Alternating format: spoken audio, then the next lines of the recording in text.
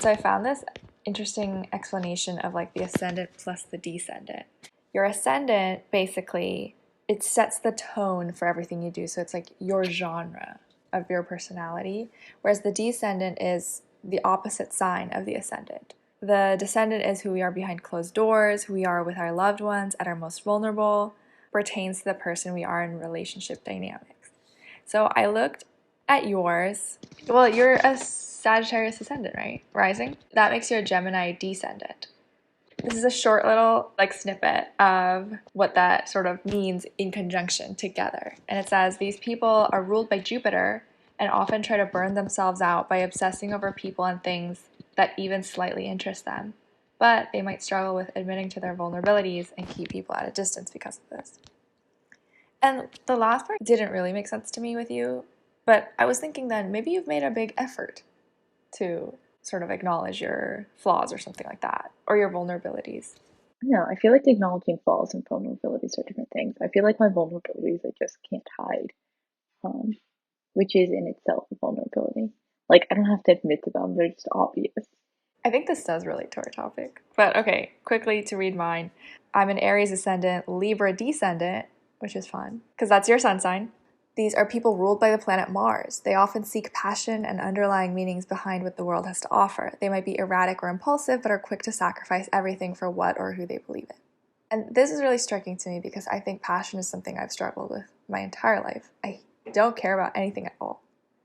And so it's really hard for me to enjoy life. But yeah, this was affirming to me. Hope it's affirming to you. Kind of felt like I got rid of the filth, and I'm like, cool, what do I do with that? All right, let's go.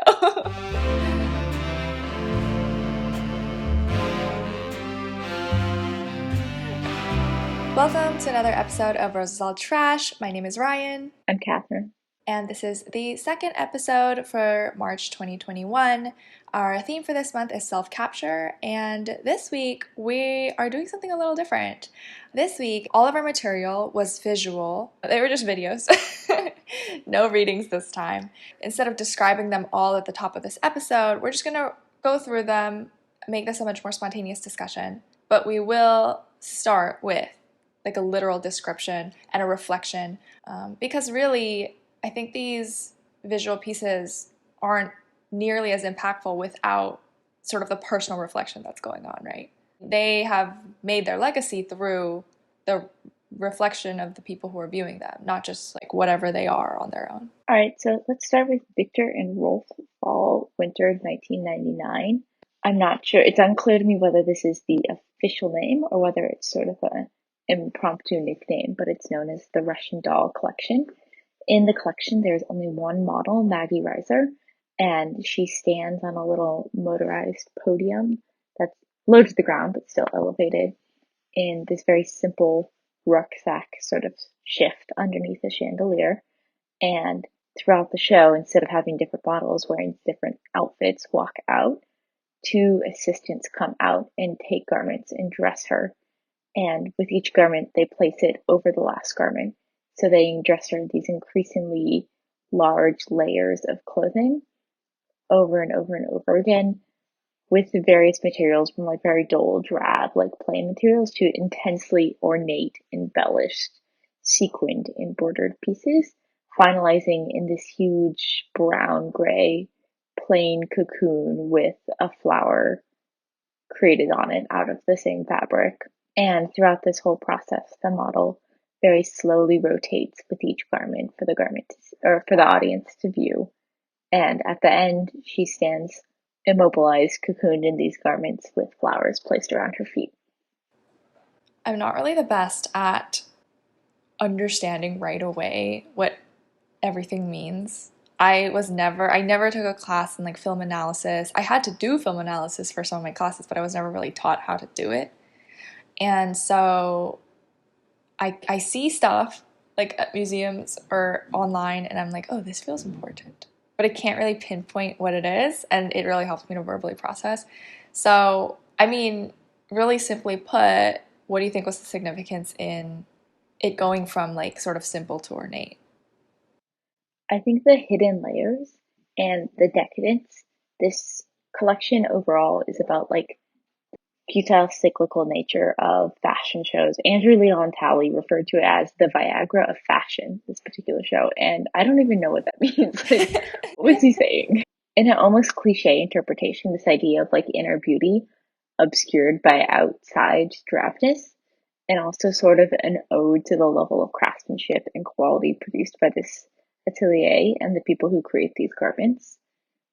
And I think in terms of the reference to fashion cycles and fashion trends, it's really interesting how each garment literally obscures the last garment. It blots out whatever came before it. It definitely made me think of the sort of like Marie Antoinette scene where she's being dressed layer on layer, on even the final silhouette where the shoulders are so puffed. And it did make me also think about something you told me.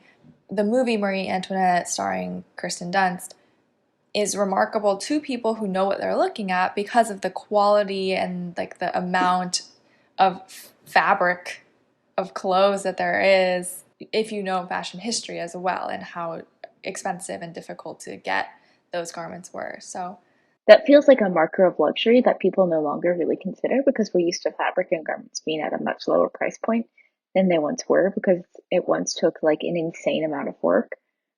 Like you'll see portraits of people and they have like these lace cuffs and people will be like, oh, that's beautiful. They have like an expensive dress with lace cuffs, but they don't understand that a single lace cuff, like incredibly skilled artisan who would dedicate like, 10 hours a day to weaving this lace just so you could have some cuffs. Like the amount of time and energy that goes into it, I think is really, really lost on some people who aren't familiar with that. And there were little details of that in the Victor and Wolf show. Like one of the dresses was like brown with these sort of blue and green paisley prints embroidered and sequined upon it. And when they placed sort of this vest version of the dress over it, the paisley matched up with the garment beneath it like flawlessly, so you almost couldn't see the second garment. Like just little moments like that where it's just so perfectly done really makes you see the quality of it. yeah, the sheer vest piece was one of my favorites. I mean, the final coat, completely gold with like the gold beading, super heavy. Like, I just know exactly what that feels like. And maybe that's, not super relatable, but like to me, that's like a lot of these Korean quilts that my grandma has had for like guests to sleep on or like sleep with and stuff. I never thought about like the price point of them. They were just, to me, associated with something different, which is just like, oh, this is my grandma's quilt. Maybe that can be discussed in a vocabulary of privilege, but I think that's also really interesting to think about, like how much legacy plays a role in that sort of like cyclical nature of fashion. Was there any specific legacy that you saw Victor and Rolf like making a reference to? And references to like monarchy and like old money and very like sort of Versailles type of ornateness, especially like the chandelier. And like you said, those incredibly heavy beaded garments where you just look at that and you're like, that must weigh like 40 pounds. Something that struck me, I guess this isn't about legacy at the time it was created, but about future legacy. There were like two garments that were like these, I think, digitally printed, like bright sort of floral patterns. And then they were followed by like a coat with an embroidered floral pattern on it. But those two like bright floral, almost sundress-esque garments, I was like, that feels like something a TikToker would wear like right now. And it was really interesting to see how, I mean, fashion is cyclical and see how like it's been about 20 years, but yeah, it's like been brought back. And this feels very relevant. Oh my god. There were 22 looks in this? Yeah, imagine how hot that model must have been. Oh my gosh. I like her straw dress. I like the first one with the bow too. Yeah, there were a lot of bows and flowers in this. And something I've been thinking about for a while is, well, firstly, like, I don't think many beauty rituals were passed down to me. And I know beauty rituals are a huge interest of yours academically. I don't think many were passed down to me, but one that was is that my mom keeps every like item of clothing ever. Like she has so many, like the thing I was wearing in the last episode is like a knitted woolly tank. She has had that for almost 30 years now. That's like not an exaggeration at all. She has shoes from like the 80s, 90s that she just resold once. Like she's very careful with her stuff. She's very careful with her clothing. And so it's been really easy for me to always go back and find something that is trending now that was trending then.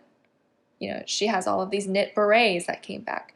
All of her like weird little caps came back, like her Baker's Boys caps, you know, that she tried to dress me in the 2000s. And I was like, what is this? Like they were back for briefly in the 2010s. I love them in the 2010s. Yeah, the knit tank, like so baggy, so ugly, but like now I'm like, oh, this is so spring and cute, you know? And something that I've been holding on to that I'm like, when is this going to come back into like mainstream, like my age style, which is another thing to think about, right? Like maybe something will trend with our generation that doesn't trend with like the teenager generation whenever it does come back, is brooches. I know pins people do, but even so, pins aren't like a necessity. You know what I mean? Every year there's a sundress and it's a necessity. Like pins have not had their moment yet. Brooches really haven't had their moment yet. And I'm wondering, like, because every time I look at something like a piece of clothing or an accessory or something, and I'm like, where do they even find the space in their brain to be like, oh yeah, that's what I want on this outfit? It comes back, you know? And then I'm like, how could I not? How could I not? Brooches are interesting because I don't think, I mean, when was the last time they were in fashion? Like 80s, 90s? Like, I don't, my mom has a couple that she wore like decades ago, but I haven't seen any in so long. I don't even think they were really in the 90s because like I'm trying to think of like 90s office wear and I don't remember any brooches. It's like strictly like my like church ladies who are like at least in their 60s, you know? I mean, it's something that was very like 30s, 40s, you know? I feel like because it was a way of having, this is a theory that I have done no research on. I feel like it's kind of a way of having jewelry and like sprucing up an outfit that's like very low cost, you know, at a time when resources were limited. It's like you can make the same suit look quite different with like adding a little brooch or something, and it probably wasn't as expensive as like, you know, pearl earrings or neck, you know.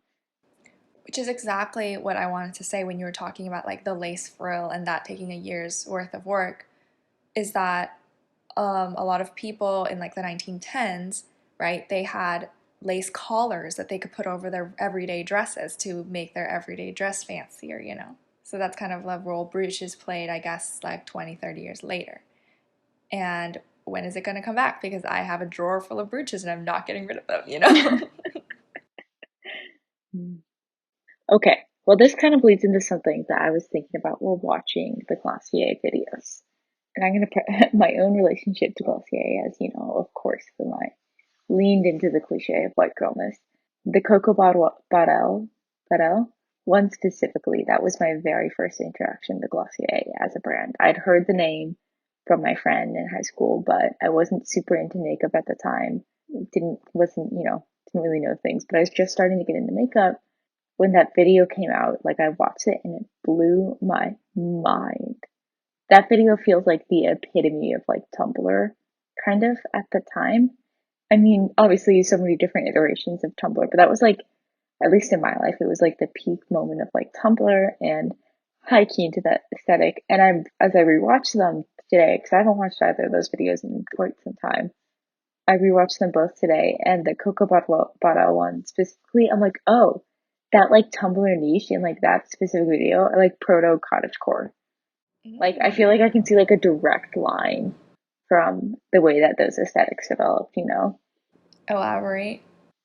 Kind of that like effortless look, or like in the bottle, like the second shot is like of her sink, but it's from above, and there's like this single like pink rose there, like laid on the like old fashioned like porcelain sink. Who the hell keeps a rose like that on their bathroom sink? No one does that. My first thought was like the bacteria. I was like, it's gonna mold.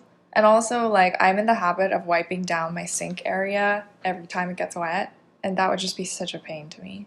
But yeah, but there's like that, the like vintage silk robe she wears, and like the coffee and like the fresh peach, and it's very like simple, but like very feminine with all these like vintage elements, but not in an old fashioned way. The part where she's like, "Oh, I'm gonna read my magazines," you know, she's not reading them. I bet dollars to dimes she does not read them. Like, I'm sorry, I'm sure she's very smart and I'm sure she reads a lot, but she's like flipping through the Gentlewoman one. I'm like, you're not reading that. Like, I actually thought that those moments, and in the Delilah one at the end, there being like a little blooper, even though ostensibly there should be no bloopers. It's just them talking to the camera, even if they mess up something. It's supposed to be natural or whatever. I actually thought that was kind of like a wink wink, and it made them a little more not tolerable. Like I don't want to talk down on them. Like they clearly had an impact on people, and so they deserve the credit for having that power, I guess, for better or for worse.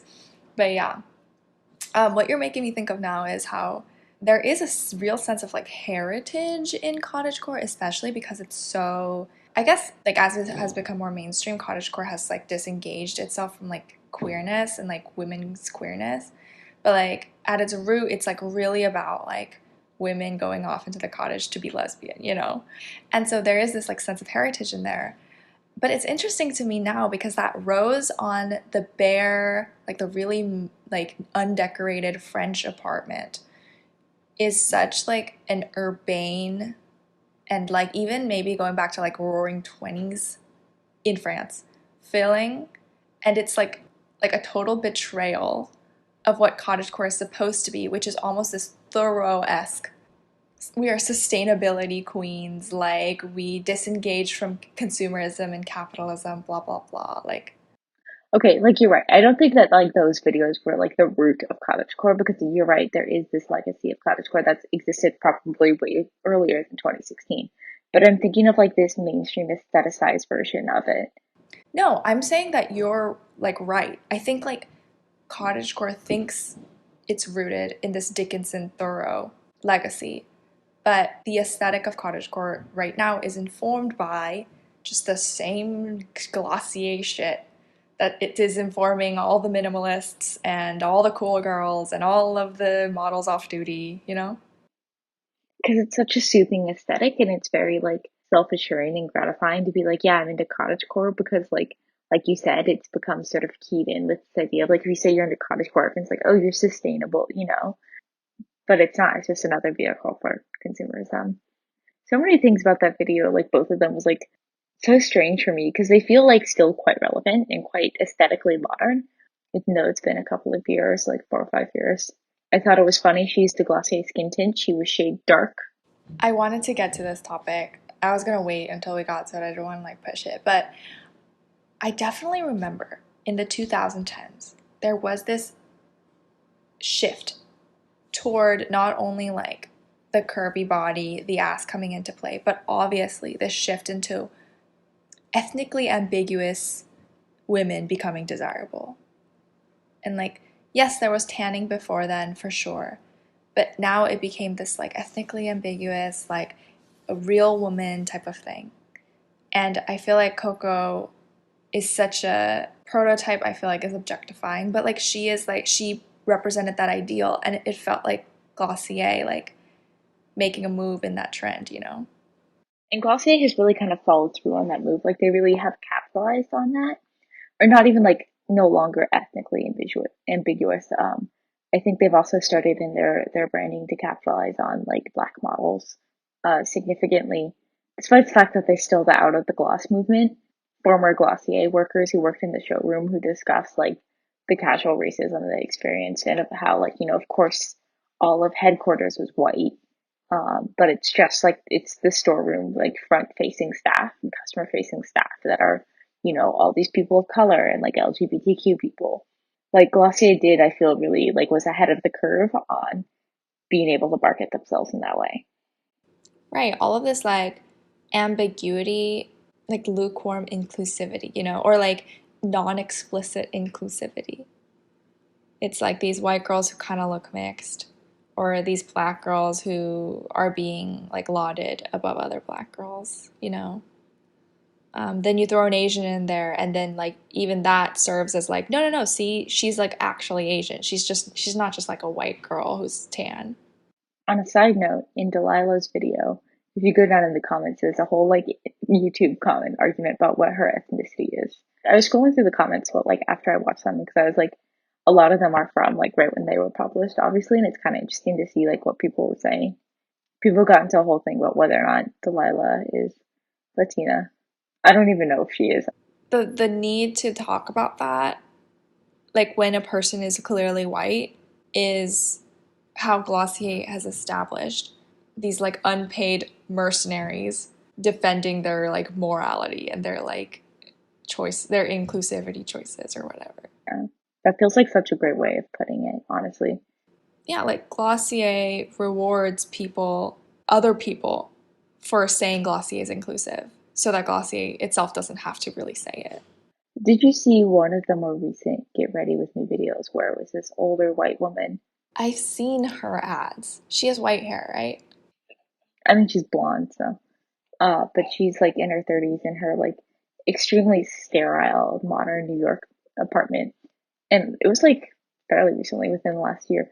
All the comments, everyone hated it. It was like, because there's, like you said, there's this sort of like relatable, loose, like calm vibe to these early videos that Glossier produced, that they're casual, they're candid, and also like they were really careful about who they selected so that these girls are relatable to like a wide range of people. And I think youth is also an aspect of it. And then this like older woman who's clearly absurdly rich.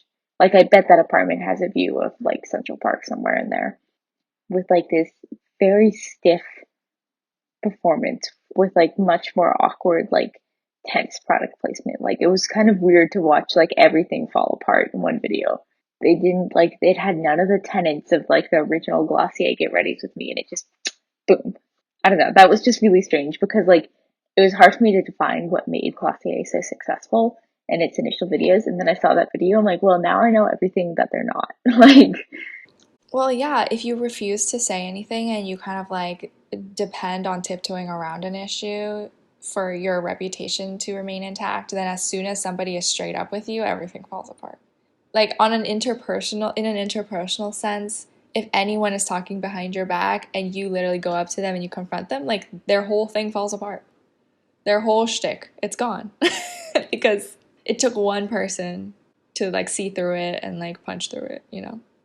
I don't know. I feel like I'm shit talking Glossier a lot. They're definitely not unique in their approach. Like a lot of people capitalize on this like ambiguous morality.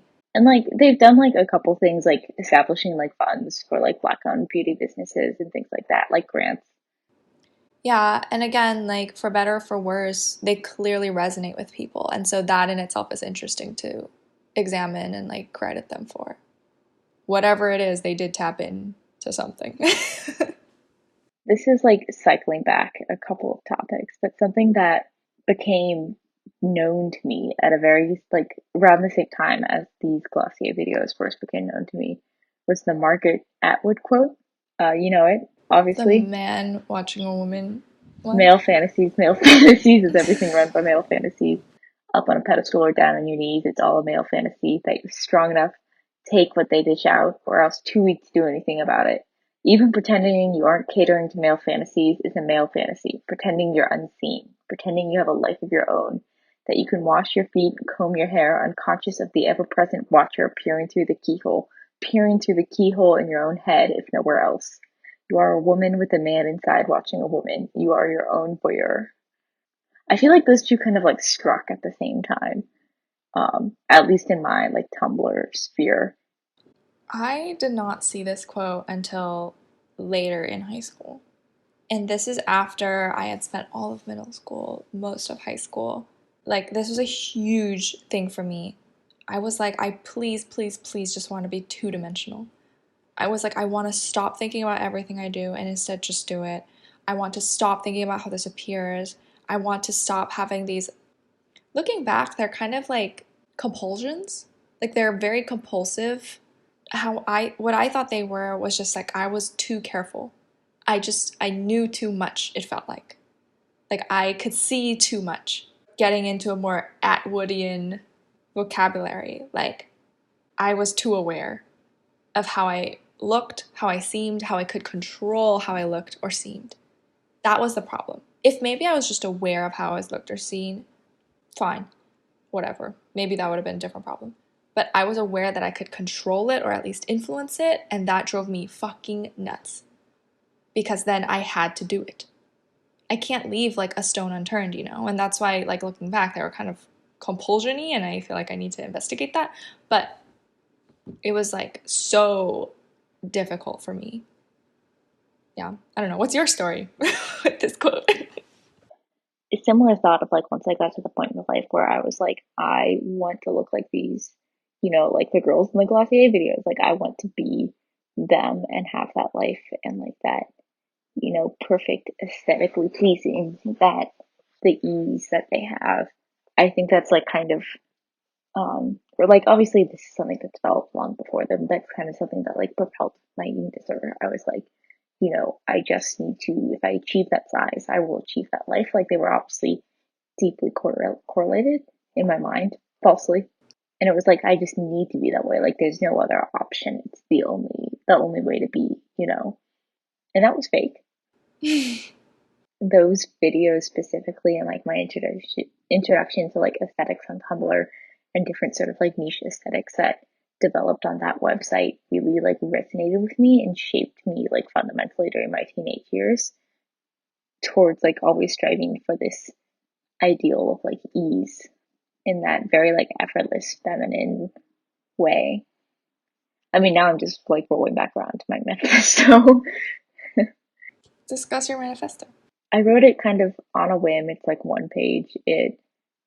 I just wrote it to try and verbalize exactly what I wanted aesthetically because I feel like I've spent, years upon years upon years being absolutely bombarded by image after image after image of things I like want and can't have and can't afford and like things to buy so that I can arrange them on my nightstand in the perfect way, you know.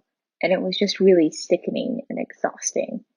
And so I wrote this manifesto to kind of like reground myself in terms of what I wanted out of aesthetics and what I wanted out of like makeup and what I aspire and strive for is this idea of expression and intention behind the way I present myself aesthetically, understanding how so much of my aesthetic values are rooted in like this desire to be thin, this desire to be thin, this desire to be rich. And these historical concepts of whiteness are like a huge role player and of femininity as well, like have shaped my aesthetic values, and understanding that and trying to use aesthetics not as a tool to conform to those values but to identify my own values and to express myself in a genuine way as opposed to conceal and conform myself.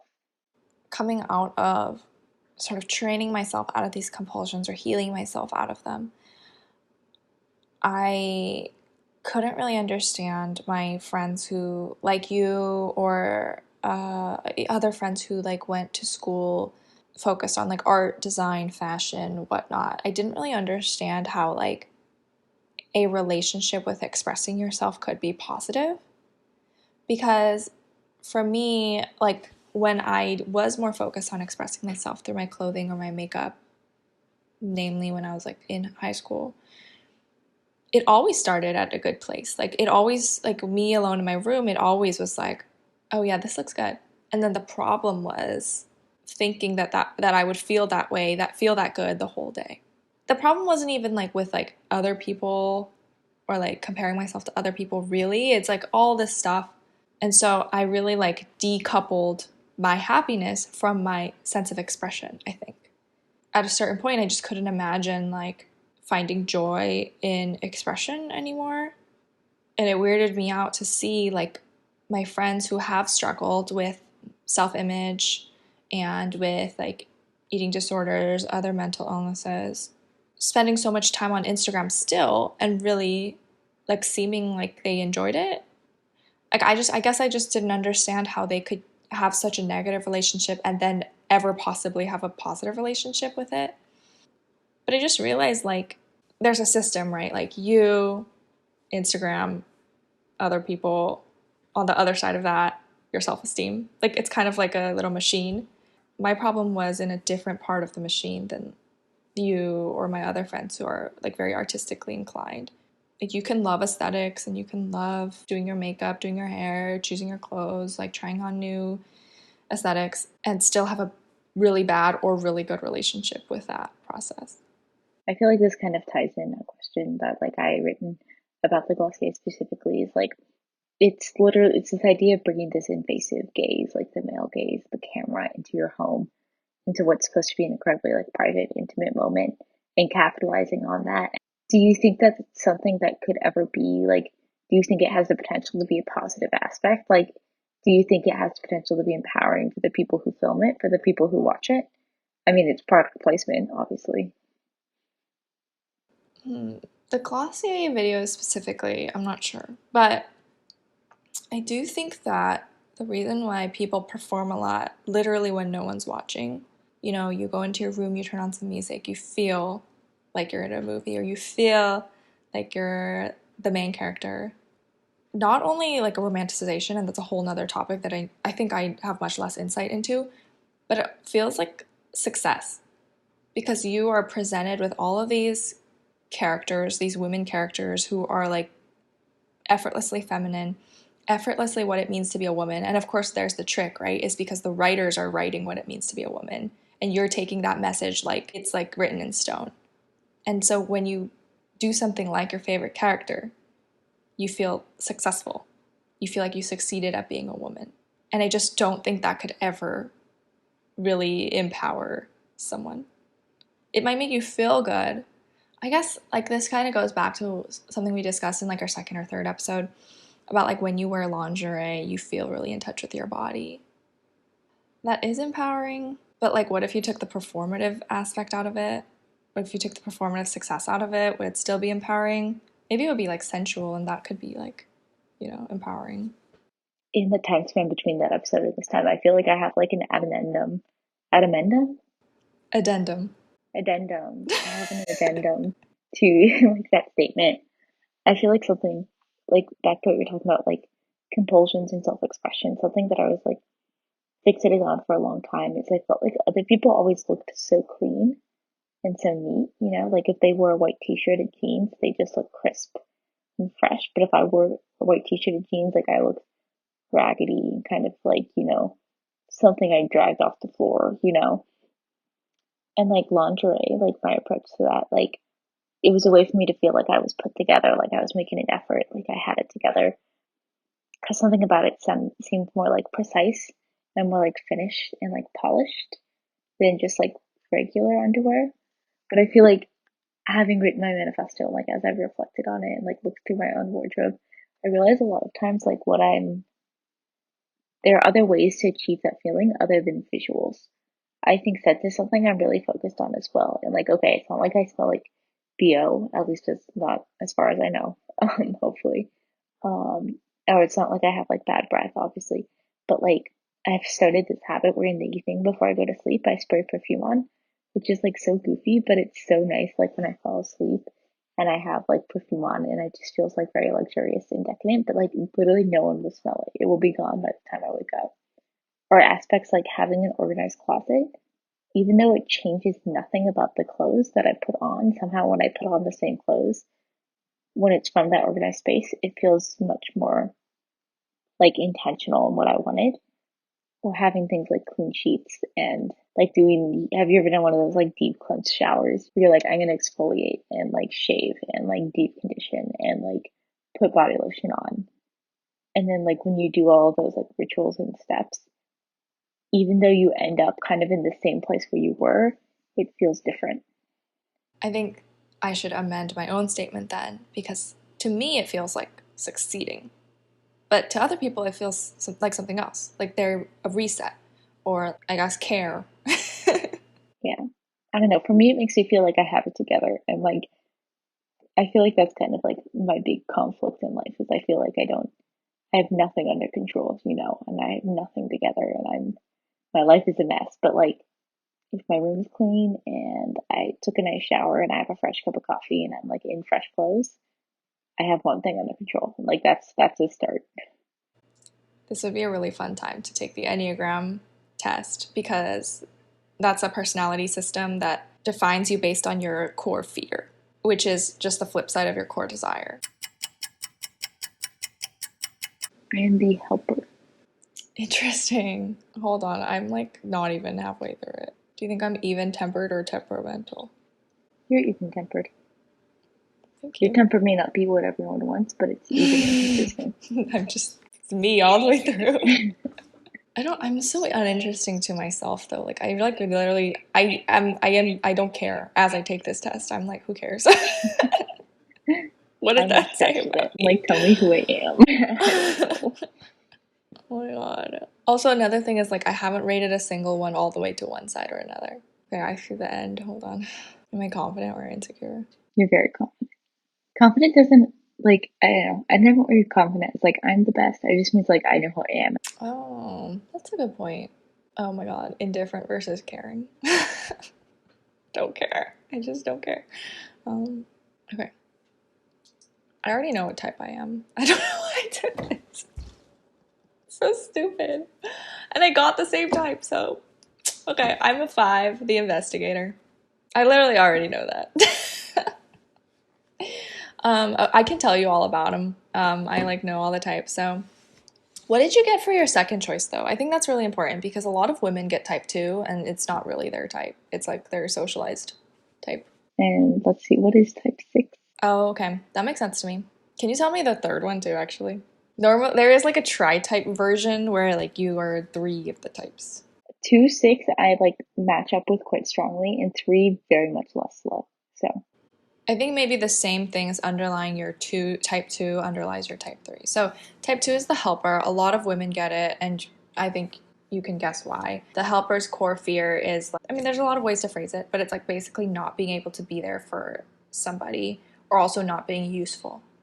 And so type 3 is a little similar because type 3 is more like not having achieved something. 3 is the achiever. So 3 is kind of like this question of worth as defined by outer things.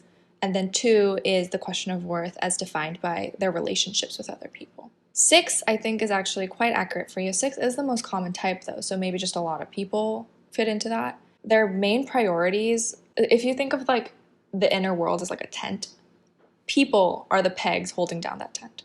So 6, again, is a very people-oriented person. They're very interested in like what's going on in the lives of the people around them. They're also very sort of security oriented, which means they are more prone to think about what might threaten the relationships and the world they have with the people that are important to them. what they have here written about 6 is interesting to me, that like 6s often don't understand the extent of their own fear because it's like the backdrop to all their emotions, like this anxiety that they hold, and therefore they no longer like notice it and don't understand how deep it runs. That kind of hits hard. I think a lot of 6s, but I mean humans in general, justify their fear as it being pragmatic. And by acknowledging that it's pragmatic, they refuse to acknowledge that maybe actually it's not that useful. And maybe actually it's hurting you. And 5 is the investigator. The 5's core fear is being unprepared, unskilled. So 5s, they won't make a move until they're absolutely sure in themselves that they are prepared to make that move. And so in that way, the 5's world is very like self-oriented. And at the same time, though, it's like very externally oriented because it's how they perceive the world versus themselves, you know? So how do you feel? Again, I feel like I've been read to filth, but I don't know what to do with it. What did you resonate with in like maybe the 2 or the... The 2 I resonate with because I do feel like I am kind of like I am a very giving person. I love to spoil people in my life and I love to be useful to them and to like do things that make them happy. But I do also feel like it's, again, read to filth.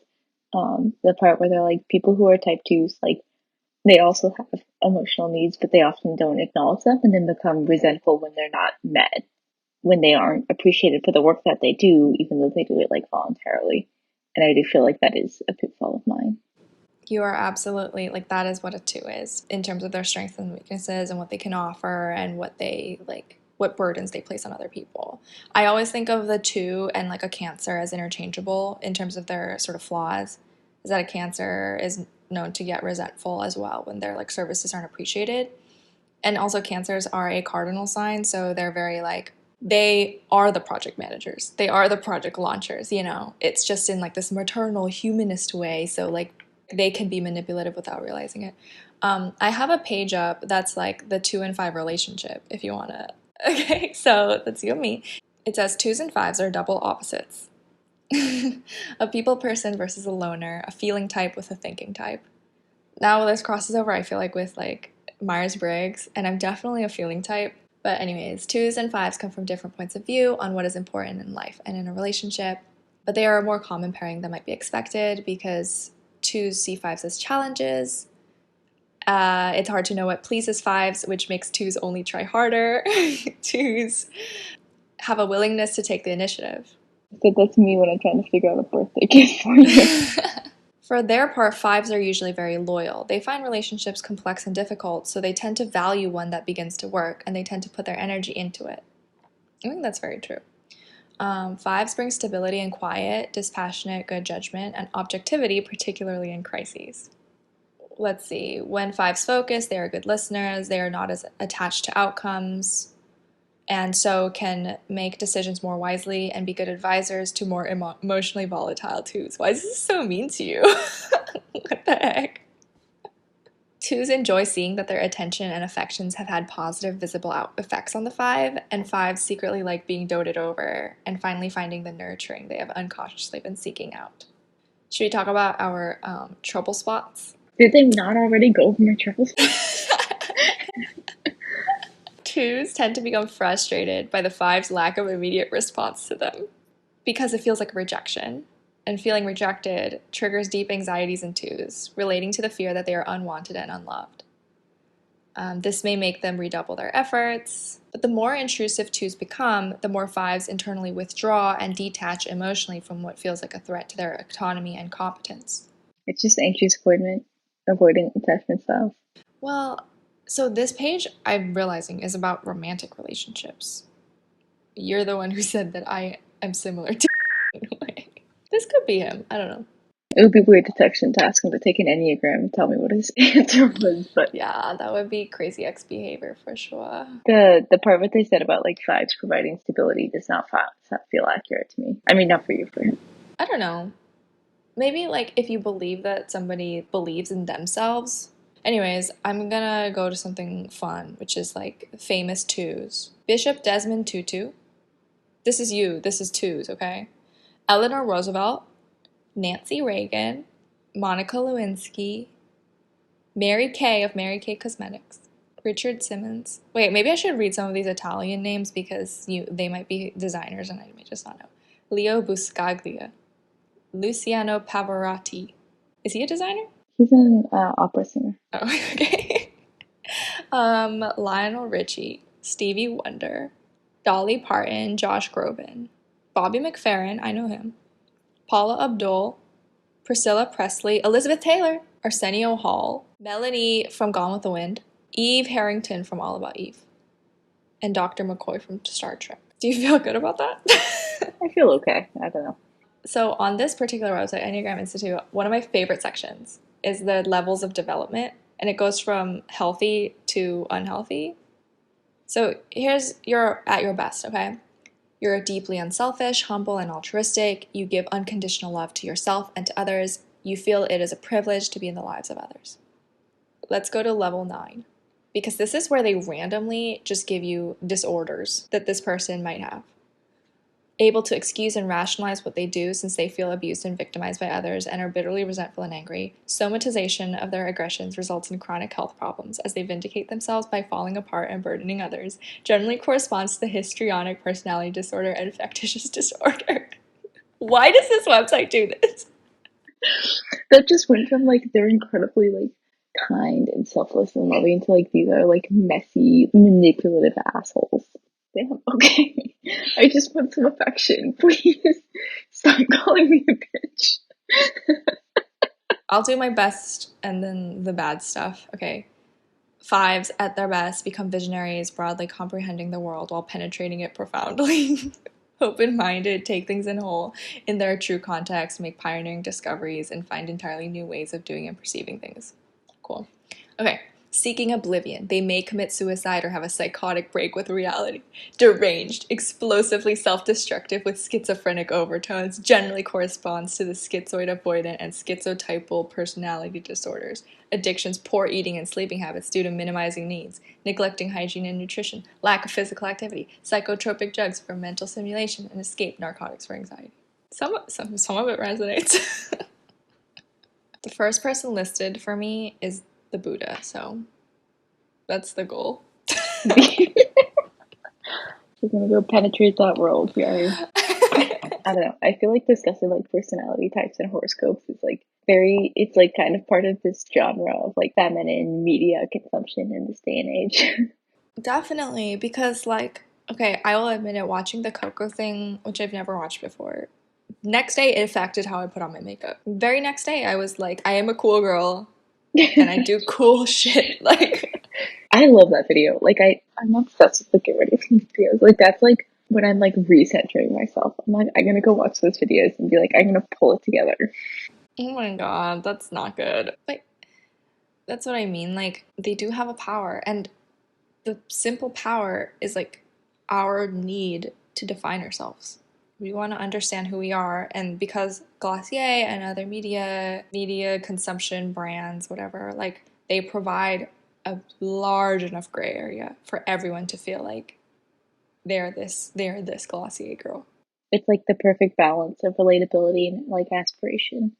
Yes, you're like so close that you feel like you can do it. And then it's so devastating when you like look in the mirror and you're like, why isn't this working? Why am I not Coco Butter? Why am I not Lily Rose Depp? It's because you are. Like, and it does come all the way around to this idea of like, we should be getting rid of the idea of pretty as it is, as opposed to being like, oh, everyone's pretty. There is no world in which everyone feels pretty all the time. This reflection on like, you want it so bad and you're so close to being like that girl, that person, that life. And then you like look in the mirror and you're like, but I'm not her. And it just like crashes down. And like reflecting on my response was like, I need to be that girl so I can give other people like that feeling, I'm like, why was I that mean? Like, Oh, I get what you mean. I thought you meant it in like an inspirational way, and I was like, that's weird. But I see what you mean. Like, we lash out then based on our insecurity. yeah, I was like, I need to be perfect and like win in that way. And I was like, damn, what a cool thing to think about the rest of the world.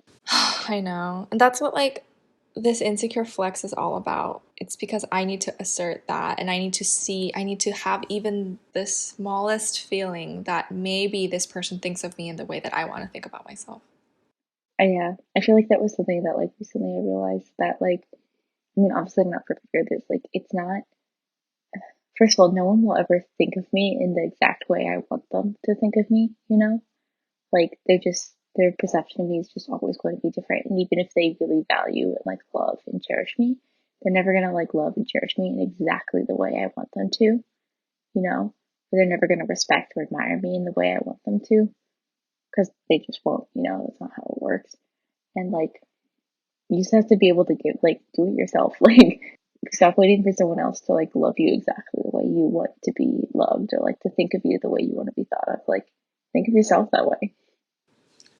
Yeah. In regards to that, needing to assert my vision of myself in someone else, I kind of had a thought the other day, and this will sound antithetical to like what we just said. But if in my reality I am that cool girl, and someone else comes up to me and says you're not even that cool, I'm not living in their body, I'm not living in their mind. Like, it literally does not matter what this person says. Like, my reality is that I'm cool. And then if they're like, well, in my reality, you're not cool and our realities are equal, I'm like, that's great. However, I was born in this brain. I wasn't born in your consciousness. Like, the world is a projection. And it's my projection, you know? Like you can watch your projection over there, and like they are Exactly. equal. No, exactly. Like, yeah, it's a huge theater full of infinite projections. However, I'm sitting in this room, and I can't get out of this room. So I might as well make it fun to watch. Right? Yeah. Like, I will never have to experience me the way that you experience me. I only have to experience me the way I experience me. It's like that Lorde song. She's like, I light all the candles, like put flowers in every room. I care for myself the way that I used to care about you. And I feel like that's something where when I think about my past romantic relationships and like moving forward from them, and like very much type 2-esque in that like I love giving gifts and I love spoiling people and I love like doing like small thoughtful things for like my partner. And it's like I don't have that outlet anymore, and I'm like I want to do that. Like I still want to give him gifts and like send him things he would like. And I'm like I can just take all that energy and like give it to my friends. Like I can just why would I think about like, showing love and affection and appreciation from someone who, like, doesn't want it, when I could do it for people who want it and deserve it. Like, A, like myself, and B, like my friends. That's very much something that would resonate with it too, I think. Love manifesting in these like acts of service and appreciation. I think that's really nice. I had this thought the other day where I was like, I want to take my friends out on dates. Like, obviously not romantically, but like, I want to take my friends out to a nice restaurant, and when we get like dressed up, like do our makeup, and like I'll show up with flowers. We'll have wine, and we'll like get dessert. And Are you gonna pay? yes, of course, that's the point. Oh, okay. So yeah, I'm like, that would be so nice, like just to spoil them. That sounds really nice, actually. I I've been thinking this for a while, but like, there's so few things you really get to celebrate. Like, yeah, your birthday, maybe an anniversary, like, and honestly, maybe like celebrating an anniversary is like a big reason why people stay friends or even in relationships, because like you get to have someone to do things with. I've never celebrated an anniversary. I was in a relationship for 2 years, and I did not get a single anniversary celebration. Oh, were you guys on a break every anniversary or something? I'm like, that's a fun coincidence. That definitely doesn't say anything at all about your like relationship to commitment. There was this John Berger quote from Ways of Seeing that this is like from someone else's analysis of Get Ready With Me videos that says the desire to become an object of envy and embody a publicity image that is something that steals her love of herself as she is and offers it back for her for the price of the product. It appropriates someone's self esteem, something that should belong to them and is under their control, and puts it in the dollar, like it translates it into dollars for the product. And it's so, I don't know. That's just something I'm reflecting on with this episode and with these videos, is how fully I once bought into those things. Like, I can list off the exact products. Like, I had a list of like when I get the like Yves Saint brush and comb, and when I get the like Biologique Recherche like toner, and when I get like the Chanel nail polish, and when I get the Glossier like makeup. And then like once I get all those things, then I'm set. Like, it'll be good. I'll be that cool girl. Literally a dollar amount. Like, it was such specific brands and specific objects and specific colors. Like, I had pinned down exactly, like so precisely, exactly what object was going to fix it. And I think like one thing that shouldn't be overlooked is like, once you realize this, like that someone has appropriated your self esteem, the guilt alone is also so crushing. Because you're like, then who am I? And you're like, am I really only this good? Like, am I really only good enough to like be scammed, essentially? Like, something like, it is the feeling of being scammed and being betrayed and not knowing really. I think like maybe I might still be stuck there because I haven't really found a way to express myself in a way that adds to my life. You know what I mean? Like, every time I express myself, it feels more like making myself more vulnerable still. I feel like the way I've come to like to try and build a different way of expressing myself is like also through making my own clothes. It becomes like an act, and this consciousness around it, and like the actual work that I put in, and like the pride I have in my work, I think really makes a huge difference to me. But it all is also like sometimes I still slip into that where I'm like, oh, if I just had that dress, or if I just got that lipstick. And again, like, not to bring up like past partners too often, but like I remember like feeling like I was being belittled or kind of like looked down upon whenever I expressed like, that I bought in to that mindset, when I was like, oh, I want this thing, or like, this, or like, oh, I want to buy that lipstick, and being like, oh, like, why do you care about that? And it's like, yeah, like, you're right, I shouldn't care about that. Those things won't fix my self esteem, and I'm working on like erasing that mindset. But also, like, it's something I've been socialized to believe Yeah. in for like 23 years straight. So, like, we're trying, and we've come a long way, but it's still something that exists in the back of my head. That kind of makes me think of like clean eating and like how that makes this binary between clean foods and dirty foods, and how intuitive eating has kind of like come to sort of usher that away. Like, you should eat based on what you want. And like, so it's obvious in the system of intuitive eating that you can imbibe things that are not nutritional to your body and still be living in a healthy way, right? Like you can eat chocolate, which is bad for you, but that bad thing or whatever fits into a healthy lifestyle. And so I feel like since we do live in a consumerist world where we are mainly agents of spending money, there must be a way that like I want that fucking Chanel, like I really want that nail polish. It seems cool. And I do think I want it because it's cool, not because like it's gonna make me cool or whatever. There's a way for me to buy that and get that joy the same way you get a dopamine rush when you take a bite of a Kit Kat or whatever, to put on like that nail polish and get that dopamine rush, and that to not just be like a neutral part of a healthy lifestyle, but a positive addition with a role in it. And for me, like, so much of that is like it's just about impulse control around spending and like not buying things until I like let it sit for like at least a week or two and like considered it, things like that. And that also like is an aspect of my concept of self-care, is like financially taking like being able to stick to a budget is an important part of self-care for me. But also like finding ways where like, oh, if I want something new, like a dress or something, like seeing if I can like make it, and that way I can satisfy like both needs of like, okay, I can like have that object that I want, but I also have like the longer, more sustainable sort of endorphins of like having made something and having learned a new skill. Yeah, satisfy both needs.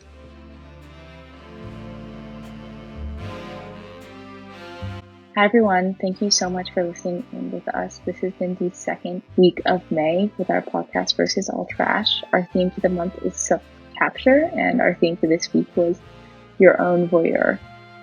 Please follow us on social media at Versus All Trash on Instagram and wherever you happen to get your podcast, Apple Music, Spotify, etc. We're also on YouTube, and also our personal social accounts at RRRYEN and also at katherine.sharp. See you next week. Bye.